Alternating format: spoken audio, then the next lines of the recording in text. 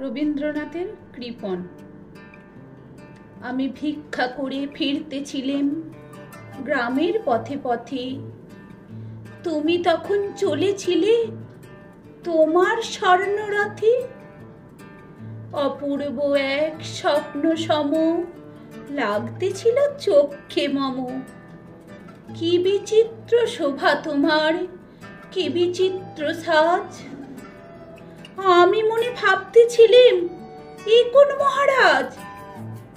আজি শুভক্ষণে রাত পোহালো, ভেবেছিলেম তবে আজ আমারে দাঁড়ে দাঁড়ে ফিরতে নাহি হবে। বাহির হতে নাহি হতে কাহার দেখা পেলেম পথে। চলতে রথ ধনধান্য ছড়াবে দুই ধারে। মুঠা মুঠা কুড়িয়ে নেব নেব ভারে ভারে। দেখি সহসা রথ থেমে গেল আমার কাছে এসে। আমার মুখ পানে চেয়ে নামলে তুমি হেসে। দেখে মুখের প্রসন্নতা জুড়িয়ে গেল সকল ব্যথা। হেন কালের কিসের লাগে তুমি অকস্মাৎ। আমায় কিছু দাও গো বলে বাড়িয়ে দিলে হাত।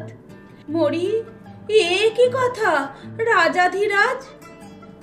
শুনে ক্ষণকালের তরে রইনু মাথা নিচু। তোমার কি ভাব আছে ভিখারি ভিক্ষুকের কাছে। এ কেবলই কৌতুকের বসে আমায় প্রবঞ্চনা। ঝুলি হতে দিলেম তুলে একটি ছোট্ট কণা। যবে পাত্রখানি ঘরে এনে উজাড় করি, এ কি ভিক্ষা মাঝে একটি ছোট্ট সোনার কণা দেখি।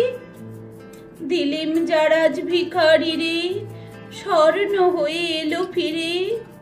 তখন কাঁদি চোখের জলে দুটি নয়ন ভরে।